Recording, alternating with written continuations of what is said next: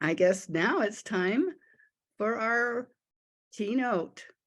So if Carolyn is ready, I want to introduce our speaker. And as our president said, Dr. Morgan Medlock was originally scheduled to be our speaker today. She is the commissioner of the new Behavioral Health Administration, but she was called to a meeting at the White House, but not to worry. Her deputy commissioner, Summer Gathercole, joined us earlier this week to record her presentation. And Ms. Gathercole is also passionate about behavioral health and the opportunity to engage the larger community to make the system work better for all Coloradans. She is a graduate of the University of Richmond with a BS degree in business, and she began her career in workforce development, providing job and career training to individuals experiencing homelessness and economic insecurity. That phase of her career culminated in establishing a regional collaboration of workforce development agencies and serving as the Secretary of Labor for Washington, D.C. Upon moving to Colorado, she was engaged to offer her workforce expertise to the Colorado Workforce Development Council and 57 individual workforce areas in Colorado. So through her years of spearheading philanthropic ventures, Ms. Gathercole brings unique skills and insights to examine and understand how the system can be more efficient and impactful. And this background made her the perfect choice to facilitate last year's steering committee that recommended improvements to Colorado's crisis system. She also served as the first project manager for the Colorado Health Access Fund, which increases access to behavioral health care across the state. She has the unique ability to integrate the input and expertise of those involved in direct care, as well as the providers and the policymakers from across the state. And this has been invaluable in building the framework for the new Behavioral Health Administration. So I am pleased to welcome Summer Gathercole as our keynote speaker today. Just delighted to be here with you today. As shared, my name is Summer Gathercole. I go by she, her, hers. I am the Deputy Commissioner of Operations for the Behavioral Health Administration. And I am excited to tell you about all of the amazing work that is happening in Colorado right now. And let me see if I can get to go to the next screen. There we go. So over the last couple of years, there have been thousands of people across the state who have been working really hard to create a system that is coordinated, cohesive, and effective here in Colorado for behavioral health. We have been working tirelessly since then, since we put recommendations in front of our Governor Polis back in 2020 about how to reform the system to move as fast and as we can to ensure that we do have a system in Colorado that works for everyone who has a behavioral health need. I do want to take a moment just to share that we define behavioral health as the umbrella term for mental health and substance use disorder services. Let me give a little bit of background. Back in 2019, Governor Polis established a behavioral health task force that worked throughout 2019 and 2020 to develop recommendations on what is it going to take for us to have a behavioral health system in Colorado that works for all people in Colorado. We were really fortunate that the stars aligned and that we have a governor who was committed to reform. We have a legislature that was committed to reform and is committed to reform, and we have stakeholders who want to see major change happen. Within the Behavioral Health Task Force, we identified these 6 pillars to really say, this is what we need to have in place in order to have a behavioral health system that works for everybody. Far and wide, the theme that we heard most when we heard public testimonies from everyday people in Colorado across the state was that we need to improve and increase access to care. This means access to a continuum of services that's available regardless of where you live in Colorado, what your situation is, what your need is, that you're able to access any type of service that you need in a timely fashion. So we have a lot of work to do to ensure that we are improving and increasing access to services. We also landed on the pillar of affordability. And this is really about developing payment models that drive towards improved outcomes. So right now, there's a lot of focus on outputs, how many people are being served. What we want to find out is, how are people's lives better because of their interaction with our behavioral health system here in Colorado? So that's what we're focusing on when it comes to affordability. Workforce and support sounds pretty obvious, and we're going to do a deeper dive on that in a few minutes. So I'm not going to spend too much time on workforce and support right now. But I do want to spend a little bit of time on accountability, because I will tell you that second to access, the theme that we heard most from our friends and partners across the state as we were developing our recommendations to reform the system, was that we need to have more accountability in place. We need to make sure that we are clear on what is working in our system and how to scale it. And we need to be clear on what's not working and how to make sure we stop doing it. So there's a lot of work that's going on around accountability. Local and consumer guidance. We need to make sure, because Colorado is such a diverse state, that we are connected to our local communities, learning from them about what works and what doesn't work in their community, and making sure that we have people with lived expertise at the table who are helping us to design our system and help us co-create our system. And finally, whole person care was our last pillar, because what we realized as part of the Behavioral Health Task Force is that we can help somebody or we can provide assistance with their behavioral health needs. But if there's other needs that they are looking for, they're not going to be able to thrive in their community. So our approach is really a whole person approach, ensuring that people have access to quality behavioral health services, but that they also have access to other services that they need in order to thrive and be successful in their lives. Over the last couple of years, it's no surprise, I think, that everyone knows that the need has increased. Here in Colorado, the need for behavioral health services was significant before 2020 and has certainly been exacerbated by the pandemic, as it has across the United States. We are working as fast as we can to make sure that we can address these needs, these increasing needs, as quickly as possible, but also recognizing that we need to take short-term steps and long-term steps both at the same time. So I want to talk real quickly about what is the Behavioral Health Administration. It is a new cabinet level led agency that launched on July 1st, 2022. So just about 6.5 months ago. So we are still fairly new.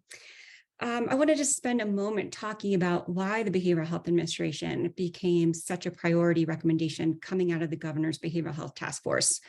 That task force conducted an analysis of our behavioral health system in Colorado. And what we found is that we spend $1.5 billion, public dollars, on behavioral health in Colorado. And that is across 13 different state agencies and judicial branch, and it's over 120 different programs. All of those programs have different definitions for data, collect data differently, serve different populations, and are not all working towards the same goal. So we wanted to address the fragmentation in the system. And so that is why the Behavioral Health Task Force said, let's create an agency that is responsible for coordinating and collaborating to address the behavioral health needs in Colorado. One thing that I would point out that I think is unique about the Behavioral Health Administration is that we are really that lead entity that's driving coordination and collaboration across all payers. So it's definitely something that is unique in terms of making sure that we are not just working within the safety net system, but that we're also working with commercial insurance and also making sure that we are providing support for those who are uninsured or underinsured. What I will also say is that as we were developing the model for the Behavioral Health Administration, which I'll talk about here in a minute or so, we did a bunch of technical research, and we found that, of those 120 programs, there's actually not a lot of duplication of services. What there is a lot of duplication of processes. So we have been working really closely with our agencies across the executive branch to look at how do we streamline our processes and how we work with behavioral health providers across the state to ensure it's easier for them. And most importantly, that we are addressing the fragmentation in the system so that it's easier for people to access services. So it just tells you a little bit about kind of the background for the BHA and why it became such a priority. This busy screen is our governance structure, if you will. You can see there at the top, we have our BHA commissioner, Dr. Morgan Medlock, who's now been in her role for a year, our fearless leader. She works very closely, of course, with the Behavioral Health Cabinet, and that includes our friends over at the Department of Public Health and Environment, Healthcare Policy and Financing, which is our state Medicaid agency, the Division of Insurance, and of course, just a couple of other agencies that we are really close to, including Department of Human Services, where the Behavioral Health Administration is housed. So we work closely with our cabinet to make sure that we are talking about hot topics and making sure that we all are apprising each other of what is happening, what are the emerging needs that we're seeing, what are the different initiatives that are underway so that we can align and coordinate our efforts. We also have a Behavioral Health Advisory Council, and this is a council that is, I will speak about more in a few minutes, but is really a group of people with lived experience. And probably more than anyone else, this is a group that's going to hold our feet to the fire and tell the BHA whether or not we are achieving the vision that's been laid out. So I will talk more about the Advisory Council, but that's really, again, a group that will be telling us what they're seeing on the ground in their communities and what we as the Behavioral Health Administration need to be doing differently.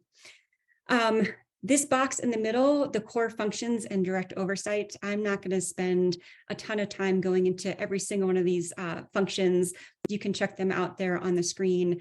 What I would say is that the role of the Behavioral Health Administration is really to coordinate these different functions across the different state agencies. So at the bottom there of the screen, you can see Department of Human Services, Healthcare Policy and Financing, Department of Regulatory Affairs. I'm not going to read all of those, but the BHA is responsible and have team members who are coordinating with those different agencies, again, to make sure that we are very, very intentional about working together, coordinating on things like what are our legislative requests or initiatives that we're putting forward, what are our budget requests, how are we working together to make sure that we're tracking our dollars across the state so that we are in a better position to be able to say where our dollars are going, how they're being invested, and what the outcomes are.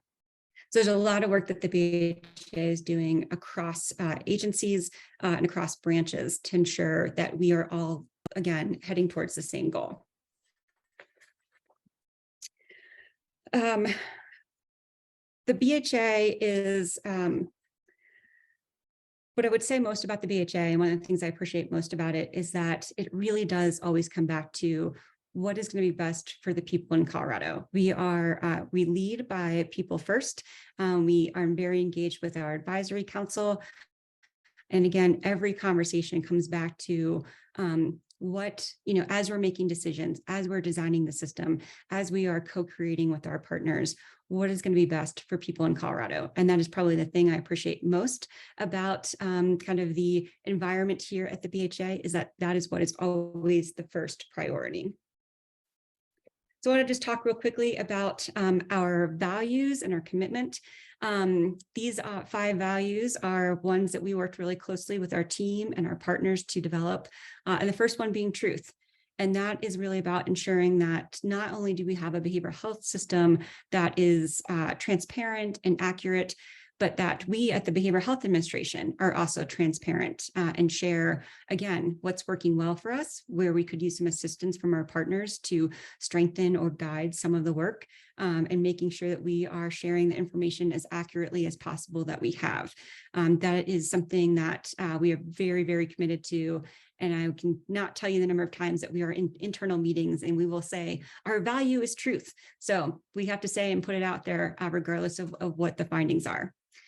Equity is another one of our values, and this is about really, again, being transparent, naming the root causes of injustices, and then thinking about how do we direct and invest our resources so that we get the outcomes that we want to achieve across the system. Our next value is around collaboration. This is really working in partnership across the entire system, working in partnership with people with lived experience, working in partnership with commercial insurance carriers, working in partnership with our sister agencies in the executive branch. I could go on and on and on. And of course, providers have a key role in that too, in terms of collaboration. So we definitely have a very, very collaborative and partnership approach to the work that we do here at the BHA. Community-informed practice is really about integrating evidence-based guidance with lived experience. And so really making sure, again, that we're listening to the community. And then my favorite value, quite frankly, is generational impact. We have spent some time just pondering, what do we wish that we had known and done differently 3 generations ago so that we would have a different system here in Colorado than what we have today. So sometimes we also think about, what do we need to be thinking about 3 generations from now that we should be doing differently? And how should we be thinking about our behavioral health system differently so that 3 generations from now, we don't have people who are still facing the same challenges and problems that they are today. So a lot of our work is really focused on that generational impact. On that, then, I want to talk a little bit about what does this mean at the systems level, and what is the difference that the Behavioral Health Administration will bring from what our current system is to what our system will be here over the next couple of years. As I mentioned, we have a pretty fragmented system. So really making sure that we are going from this kind of fragmented, siloed system of partners to one where all of the partners have a shared vision for behavioral health, that with a clear strategy across all of our payers and across all of our sectors. That's really what we want to make sure is that there is that shared vision that is there. We also want to be really thoughtful about our funding. So as I said, we have about $1.5 billion that we spend, public dollars that we spend on behavioral health in Colorado. Right now, it's split across 13 different state agencies and the judicial branch. We really want to make sure that we are working closely with all of our partners in the executive branch and the judicial branch to understand where those dollars are being invested, what are the sources for those dollars, and really take a step back to say, how can we better braid and blend some of our funding to make our dollars stretch even more. It also means, how do we look at our opportunities to leverage federal dollars more so that we can free up some of our general state fund dollars to direct more towards services. So I talked earlier about the duplication of processes that we found. And so what we're really trying to do is figure out, how do we streamline all of these processes? So there's a couple of different things that we are looking at, including expanding our provider networks across the state and working in partnership with our other agencies to continue to work with and support those same providers. Putting standards in place, looking at alternative payment models that really focus again on outcomes as opposed to outputs. We are undergoing a massive rule rewrite here in Colorado. So we're looking at, how do we license providers and how do we designate providers across the state? How do we make sure that, again, that is consistently followed by the state agencies? Part of that rule rewrite is the regulatory requirements, administrative expectations of our partners, and again, making sure that we're being very consistent and harmonizing across the system. And then data measuring and reporting. So we have 120 programs, all of which define data differently, collect data differently, have different reporting requirements. So, when we've tried to look at who's being served across the state in Colorado, we have a sense of who's being served. What we don't have is a sense of who's not being served. We can't tell you who we are not reaching right now. So part of what we're doing right now is taking a step back, looking at what data we absolutely have to collect because of our different funding sources, and then saying to ourselves, what's the data that we need to have in place in order to ensure that we have a behavioral health system in Colorado that is functioning and that is high quality? Once we identify what all of those different data measures are, that will be part of our performance monitoring system that will go into place in July of 2024.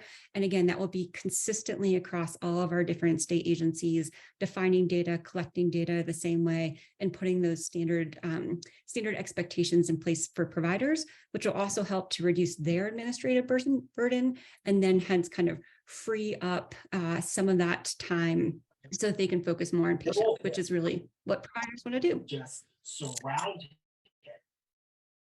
And then we really want to make sure that there's clear accountability. As I said earlier, that is one of the things that we heard most from our partners across the state, is that we need to have more accountability in our system. That, again, of course, is where some of the performance monitoring system will come into play, and being really transparent and really saying, this is what's going well, and this is where we could use the help from our partners across the state to improve the system.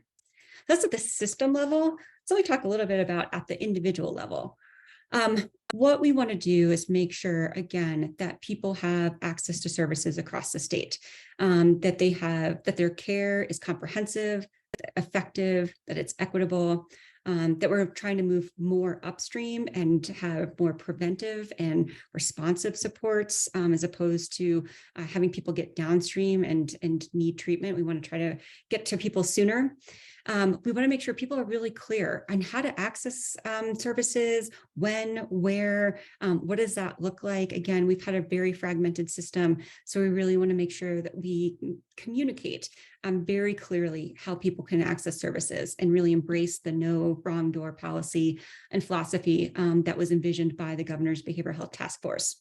We want to, of course, make sure that our care is trauma-informed, culturally and linguistically responsive. I can't stress enough how incredibly important this is. And we'll talk a little bit more about that around the workforce front. We, of course, as I said earlier, want to make sure that services are affordable. And we want to make sure that their interactions with our workforce is dedicated to or practiced with cultural humility. And that's something, again, a theme that we heard time and time again from people across the state, given their past experience in engaging with our behavioral health system. So this crazy bubble chart here just tells you a little bit about the different pieces of work that are happening across Colorado beyond what some of the things I've already shared with you. You know, again, our vision for Colorado is that our behavioral health system, our behavioral health services across all payers is accessible, meaningful, and trusted. So that really means working on provider standards and setting expectations clearly with providers and holding them accountable to delivering on those expectations and meeting those standards. It really means about that quality framework, like I talked about, the data collection and the performance monitoring system that we're going to be putting in place. Again, looking at our payment model, I'm really focusing on outcomes and making sure that people's lives are better and more enriched because of their interaction with the behavioral health system, putting that accountability in place.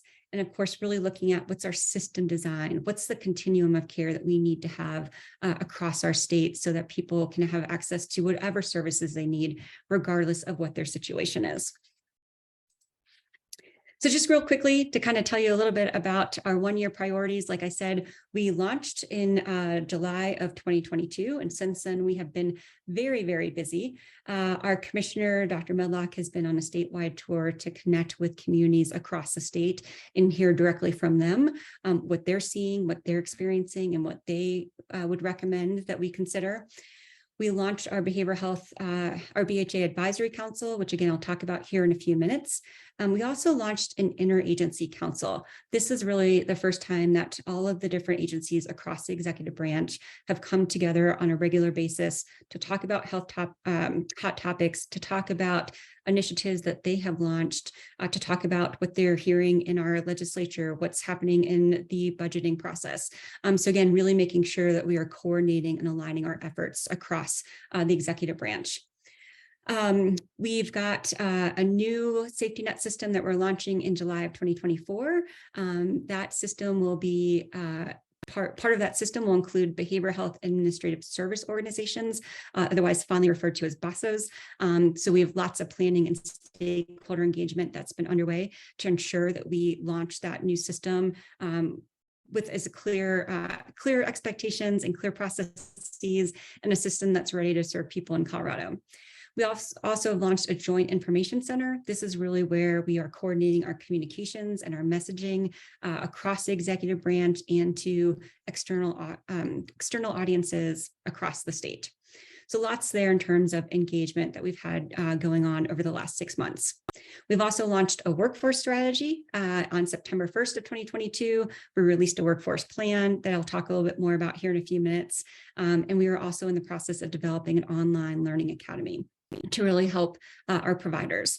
And again, I'll talk about that here in a minute. We have undergone strategic vision and planning. So I've shared a little bit around our vision and our mission for the Behavioral Health Administration. We also launched a toolkit for counties to be able to assess what the needs are, what the gaps are in their communities, because that helps them to help them write proposals due to all of the stimulus dollars that are available right now. There are lots and lots of grant opportunities, and counties and communities are able to use that toolkit to assess where those gaps are, and then really develop their funding request around that assessment and making sure that they're able to address those gaps. Part of the work of aligning with our executive agencies or our other agencies across the executive branch is really putting formal agreements in place. So the Behavioral Health Administration is developing formal agreements with all of our different state agencies that really outline how we're going to work together on things like funding requests and strategic planning and data collection. So it really gets into the weeds. It sounds very administrative in nature. What I would say, though, is that the end goal is to make sure that we have consistent standards across the executive branch that will result in better services for people in Colorado. So that's really where we're aiming there. It sounds administrative, but the outcome is really to ensure that there's better services.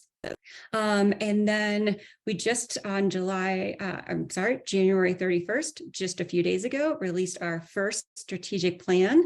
So definitely would encourage all of you to go to our website and check that out at bha.colorado.gov. It's a great plan that kind of lays out for the next 3 years, what are some of those priorities. I mentioned we've had lots of grant opportunities that have been released or will be released soon. So that's coming down the pipeline. I mentioned earlier kind of the rule rewrite and regulatory overhaul that we're also in the middle of doing. And finally, the last thing that I'll mention is how we're really working to increase access to care. So we have launched OwnPath, which is an online provider directory. It's ownpath.co if you're interested in checking it out. One of the things that I love about this directory is that when we first started developing it, we actually pulled together a group of everyday people from across Colorado and had them help us design it. So they were able to help us design what are the types of questions that we should be asking when someone visits our online directory. What's the experience that people want to have when they visit our online directory? So it's very, very different than other types of directories. We've received tremendous positive feedback. And I think the quote that I would share that sticks with me the most often is that we had a user who said, because the questions are framed the way that they are, I didn't feel ashamed trying to ask for help or look for help. And so that's, it was a positive experience for that person. And that's what we want to make sure continues as we enhance our online directory. Again, that's ownpath.co. Of course, there was a national launch of the 988 crisis line that happened over the summer. And we are also finally in process of launching an access to care methodology. So we can really measure what does access look like and are we improving access to care across all payers. I will say that we have talked to many states across the United States. In some of those conversations, we've asked them, how are you measuring access to care? How are you measuring whether or not people are able to access services? And just about every single one of those states laughed and said, if you figure that out, let us know. So that's what we're doing. We're trying to figure it out. We're putting together a methodology. We're going to start piloting it soon so we can really start to look at, are we making progress towards ensuring people have access to care? So I said I would talk a little bit about behavioral health workforce initiatives. This, of course, is my jam, having had a long workforce development background. Excited to tell you a little bit about some of the work that we've got going on here specific to behavioral health. First, I want to just kind of take a step back and tell you that when the governor's behavioral health task force was meeting in 2019 and 2020, one of the big themes that we heard was the need for workforce. And we heard a couple of different things. One is we just need to increase our workforce, right? We need to have more behavioral health professionals in our state, everything from peer support professionals to psychiatrists and everything in between. What we also heard is that we need to have more culturally responsive workforce here in Colorado. We heard from hundreds of Coloradans who shared their stories and experiences with us. And many of those people shared with us that they tried to look for a provider that looked like them or could communicate with them or was from their community, and they couldn't find that provider. So they just stopped looking for care. So we have a lot of work to do to ensure that we are being culturally responsive in our workforce here in Colorado. We also heard that there's just not enough incentives for recruitment and retention. And so fortunately, we've got some work that we're doing around that.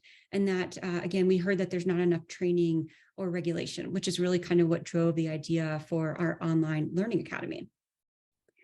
So I mentioned earlier that on September 1st of 2022, we launched our workforce plan. We were really fortunate here in Colorado to receive $72 million from our state legislature in 2022 to invest in behavioral health workforce here in Colorado. So we put together this plan that really focused on what are the short-term and the long-term action steps that we can take to really make a dent here in the need in the behavioral health workforce here in Colorado, which we have a huge shortage, as does almost everybody else across the US. So just kind of going quickly through these different priorities. First one is really looking at how do we expand the number of peers that we have in the state? How do we build an army of peer support professionals? Because we have heard from so many people that they have been able to have such a positive experience working with peers that we need to have more peers in our workforce. We're also looking at how do we pilot and launch a behavioral health aid model. This is an idea that we quote unquote borrowed from Alaska, if you will, and it really allows, it's a multi-tiered program where people will have an opportunity to kind of get their foot in the door. So if someone has a high school degree, they could become a behavioral health aid 1. If they have a 2-year college degree, they could advance to a behavioral health aid 2. And then finally, if they have a 4-year degree, they could become a behavioral health aid 3. So this is really an opportunity for people to get their foot in the door, get a taste for what it's like to be in the behavioral health field and build on their education and be able to get promoted along the way within their own workforce, their own career pipeline. We're also looking at things like paid internships. We've been really working closely with the Colorado Department of Labor and Employment around paid internships and creating apprenticeship programs, which we're very excited about. Looking at how do we increase stipends for different opportunities across the state, pre-licensure for those who, again, are trying to build up in their careers. I mentioned the apprenticeships. I mentioned the online learning academy that we are launching. This is actually one of the key pieces to ensuring that we do have a culturally responsive and culturally sensitive workforce here in Colorado. Our online learning academy, which is here on the screen as a learning management system, will be free and available to any and all behavioral health professionals. And it will have a different series of courses and classes that anyone can have access to, again, to increase and improve our cultural responsiveness, as well as just dive into other topics that are of interest. So we've heard a lot around providers who are interested in learning more about de-escalating crises or getting more involved with the crisis system. So we're in the process of putting that course together. And again, look forward to launching that hopefully later on in 2023. We have retention grants that are coming out soon for employers. Again, continuing to think about what are the innovative retention strategies that we can use to ensure that we are keeping our behavioral health professionals not only in the field, but also here in Colorado, because we want them to stay here. Looking again, how do we continue to engage with communities and learn more about what those workforce needs look like so that we can continue to be responsive to those needs and also do our own course correction if we need to, if we're hearing from communities that there's different types of workforce that we need to be focusing on. And of course, continuing just to evaluate and assess what's going well, where we need to focus more efforts and resources. Again, we're really fortunate that we're able to have such a huge investment to address the behavioral health workforce shortage, again, here in Colorado. Just in terms of next steps, we have already begun implementation of that plan that I mentioned that we launched on September 1st. We have grants that are open right now and available for employers, and really looking forward to we're continuing to work with the legislature, give them regular updates about what's working well, how we're addressing the behavioral health workforce shortage, again, both in the short term and the long term.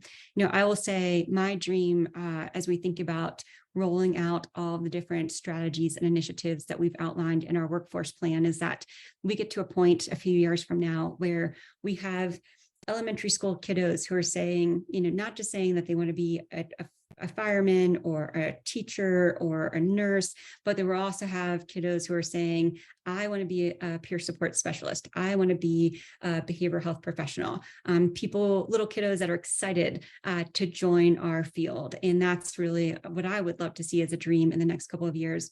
And I think with some of our longer term strategies, we really have an opportunity to do that.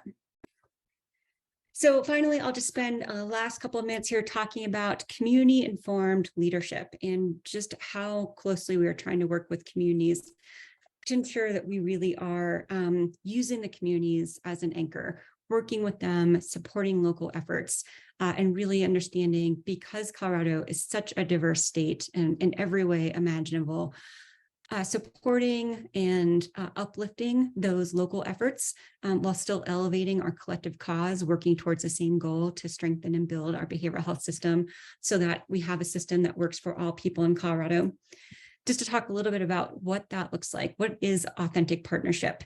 It is, as I mentioned earlier, about always ensuring that we are putting people first, always making decisions and guiding ourselves on what's going to be best for the people in Colorado.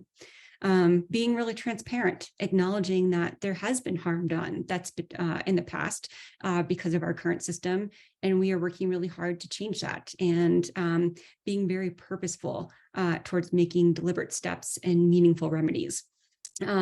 Really holding ourselves to our ideals and our values. We open almost all of our meetings with our values as a reminder to ground ourselves as we think about the decisions that we're making and the work that we're doing. Disclosing all of our relevant data and metrics, even when it's not good. We need to be really transparent. We need to be holding ourselves accountable, not just holding the system accountable. And then finally, just embracing openness. We want to hear new ideas, new suggestions. We want to figure out how we can expand on the work that we're doing here in Colorado.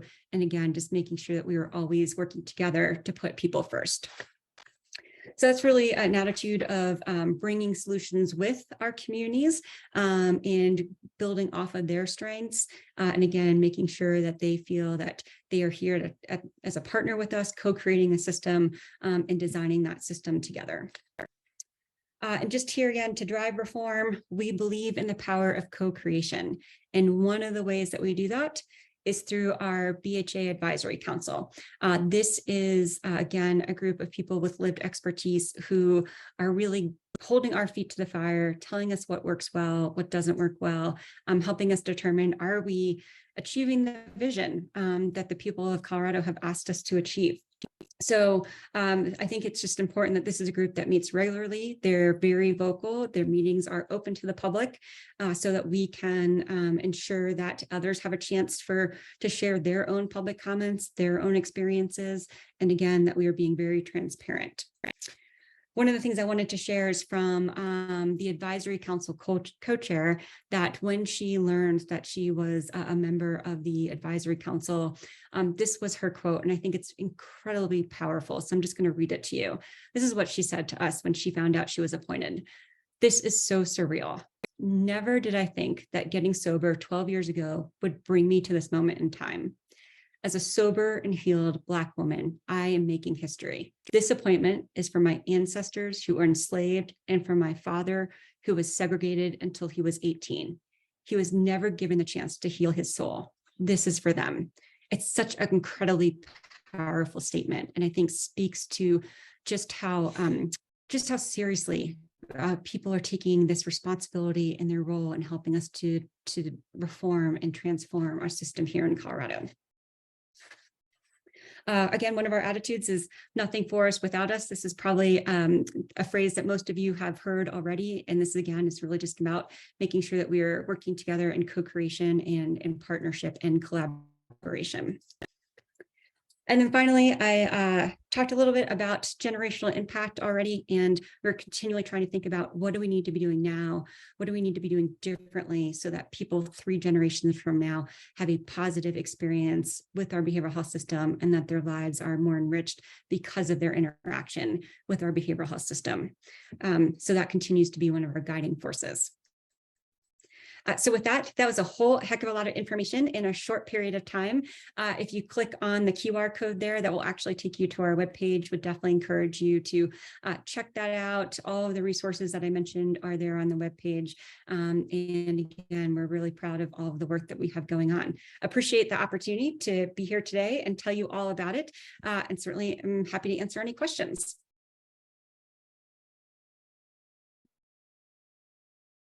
Well, I'm just sort of wow. It's a lot, Blown I away know. by all this information, my goodness. So I guess the question that comes to my mind is, seeing that you had a BS in business degree, how did you get into the behavioral health field? We know that you did some work with workforce development, and it seems like you're combining some soft skills with hard skills. So can you give us a little more insight into your own story? Absolutely, I'd be happy to. I was fortunate to be part of the launch of the Colorado Health Access Fund back in, I believe it was 2014. And that is when the Denver Foundation, the local community foundation here in Colorado, was granted or gifted, I think it was about $40 million to invest in improving access to healthcare across the state. I worked with the Denver Foundation. We did a deep dive to really look at what would change access. And what we heard from communities across the state is that it really is about that we heard time and time again that behavioral health was the biggest need that communities were experiencing and facing. So that's really where we started to focus all of our efforts. I was leading that charge and really fortunate to be involved and learn about behavioral health, and continued from that work to be involved in a number of different projects around behavioral health, including the crisis steering committee that looked at how to reform the crisis system, which is now the system that we have here in Colorado. During that time, I experienced my own mental health condition and experienced depression, and was really fortunate to have found an amazing therapist who really guided me along the way and made a huge difference in my life. And I'm so fortunate to have had that experience, and I know not everybody does. And so part of my commitment is to ensure that we have a system in Colorado where anybody and everybody can access quality services and get the help that they need in behavioral health. Thank you. And sort of a follow-up to that, what part of your job or the things that you do that gives you the most satisfaction? I would say, when people ask me what I'm most satisfied about or what I'm most excited about, my response is always like, we are doing it, right? We are making it happen. There has been conversations in Colorado for years, if not decades, about the reform that we need to make here in the state. And, I mentioned in the very beginning, we're fortunate that we have an opportunity where the stars aligned, where we have a governor, a legislature, partners, and stakeholders who are ready for big change to happen here in Colorado. And so it is happening. We submitted our recommendations, or I should say the Behavioral Health Task Force submitted their recommendations to the governor in September of 2020. And he immediately endorsed them. And I can tell you, a week later, when we were all kind of catching our breath after, a year and a half of really intense work of developing those recommendations, a week later, we were hearing, so where's the implementation plan? Have you guys started yet? And that is that's what we want, right? We want to have that kind of excitement and to have a governor and a legislature that is taking behavioral health reform as a priority in our state. So the fact that it is absolutely happening is probably the thing that I love most, and that there's so much happening, I'm definitely grateful for. Thank you. And I wonder if any of our other participants today have questions. I saw that our former Senator Nancy Todd came on briefly. And are you still here, Nancy? Do you want to ask a question? Thanks, Sue. Yeah, I am on. And I guess one of the and I'm sorry I was late getting on, so maybe you even addressed that.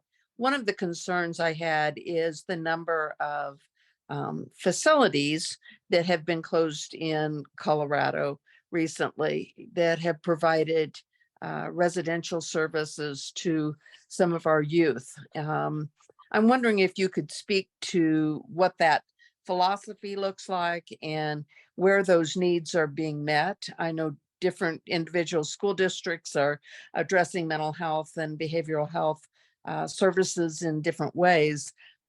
But I think I got the gist of your question. Yeah. So let me see if I can help to answer it. Certainly, there's been a lot of changes in the behavioral health system and different facilities that have opened, that have closed over the past couple of years. I mentioned some of the investments that we received from our legislature last year. And since then, overall, the state legislature decided to invest $450 million in behavioral health in Colorado. I can't tell you how much off the top of my head is going towards things like residential services and group homes, but there are dollars that have been put aside to invest in ensuring that we increase the number of facilities. There are also millions of dollars that have been put aside specifically to help support children and youth.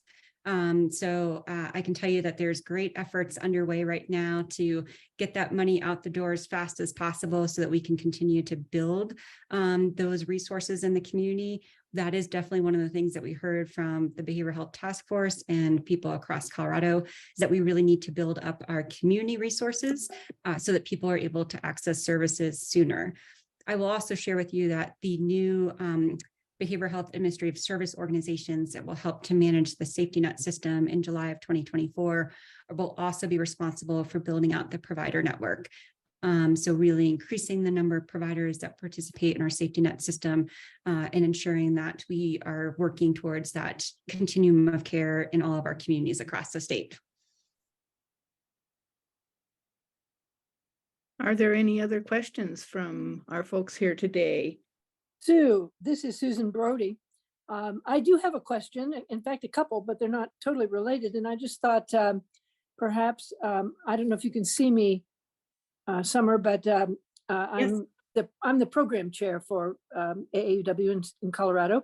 And this is my own lack of knowledge about the role of the peer support position. You say this is critical for us growing the workforce, and I wonder if you could say a little bit more about what a peer support role entails and how you come to be one of those? Sure, I'm happy to talk about that.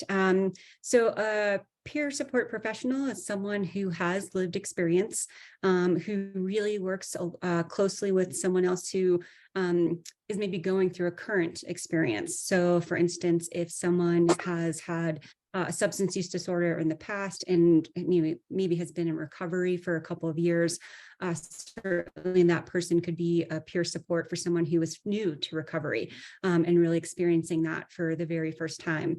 There are different kinds of peer support professionals. There are some who are credentialed and some who are not. Over the next couple of weeks, we are actually getting ready to release our plan on how to invest in peer support across the state, and really kind of taking our approach of saying, how do we build an army of both, right? So we want to make sure people have an opportunity to be peer supports, peer professionals, even if they're not credentialed. And then we want to make sure, of course, that we have credentialed as well, and thinking about what's the difference between those and how to make sure that people are connected. So keep an eye out for that plan that will be coming out very soon. So it's not totally based on education. It's more of an experiential background that leads you to be particularly suited for being a peer support person. Exactly. Yes, that's exactly it. it. And I guess my other question is, this is a new labeling or terminology. You're saying this behavioral rather than mental health organization. And I feel that, do you feel that the public will know that this is the new way that they access the kind of support that they would have been looking for if they had mental health issues? And do you see that there might be, I don't want to call it rebranding because that sounds too commercial, but that there needs to be sort of an educational process so that people know, yeah, this is the new broader view of what we're talking about when we're talking about mental health issues or substance use disorders, that they need to know this is where it's going to be, and it's broader and more useful to them. You know what I'm saying? I do, and that's a great question. I definitely think that there's probably some education and some messaging and communications that we need to do there. We have certainly done a lot of work in Colorado around making sure that we try to always say, we define behavioral health as the umbrella term for mental health and substance use disorder services. And there's going to continue to be work that needs to be done there. I know that our communications team focuses on that a lot as well to ensure that there's ongoing education, and also thinking about, I am not the tech expert that can talk about how the search optimization on Google or anything like that. But, those are the types of things our comms team are thinking about, so that if someone puts in behavioral health needs in Colorado and they put in mental health needs in Colorado, they're getting the same findings, right? So that people aren't getting stymied somewhere because they're using a term that maybe we don't use for the Behavioral Health Administration. I just feel that we're in a time where we're seeing more mental health issues at younger and younger ages. We've got opioid issues all across the state. And these are all various things that will come under new umbrella. And I feel that's a critical piece of it. Absolutely. Thanks for sharing. If I could, of course, yeah. I mean, just speaking of that real quickly, if it's okay, I'll just share one of the things we're proudest of is our I Matter program. This is a statewide program that offers up to 6 free therapy sessions, either online or in person, to any youth in Colorado. It's open to any youth that's 18 years of age or younger, or up to 21 years if someone is also in special education services. But we have had a tremendous amount of success with this program. It's about 15 or 16 months old, and we've seen over 5,600 youth from across the state, about 44% of which attend 4 therapy sessions, at least, if not more. And one of the things that program has really resulted in is not just the ability for kids to have access to services who might not have had access otherwise, it's also reducing the stigma. So we're hearing from youth who are saying, 2 years ago, I would have told my best friend that I was seeing therapy, but I wouldn't have told anybody else. But now, because of this program, I Matter, and it's imattercolorado.org, youth are talking about it in a much more open way. They are normalizing talking about their own mental health or their behavioral health needs. And I think that's been a really powerful step forward towards ensuring that we as adults get to do that, should be able to do that too. I appreciate that. That's a very specific service that you're suggesting. Yeah. And I was thinking of another question when you talked about the idea of having people with a GED, a high school diploma, community college, being able to get apprenticeships and internships. And I'm wondering if I didn't see higher ed, but I'm sure higher ed was one of the agencies that was in your chart, and whether you're working with them to start trying to create some of the curriculum that might be introduced. For example, we have a lot of young people who are doing the concurrent enrollment when they're in high school, taking community college courses. If they could start then toward that kind of certification or that kind of degree, has there been any discussion about that? Absolutely. So we are glued at the hip with the Department of Higher Ed. They have been a great partner as we're working on rolling out all of our different workforce initiatives. We've also been working really, really closely with the Colorado Community College system. Again, trying to make sure that we're reaching all of the potential students across the state. And then one of the things that we're rolling out over the next couple of months is a partnership with an organization that will actually start really working with different high schools across the state to start engaging and hopefully getting the interest of high school students who might be interested in becoming a behavioral health aide, just again, to get their foot in the door and then start to move up from there. So they're all critical partners, absolutely. Great. So do we have other questions? Well, because my main interest is AAUW, I was wondering if there's a possibility you could just narrow in, and our AAUW ladies like to help. How can we just have some specifics that maybe how our branches, how we can do it as individuals? What are ways in which we can help you? Well, my understanding from one of the things that I've heard about your work and where I think there's some great partnership is your focus on education and equity. And I think that's one of the reasons why I wanted to spend more time focusing today on the workforce development piece, because I think that there's a lot of alignment there. And I think we would welcome ongoing collaboration on, how do we work together to help address some of those workforce shortages?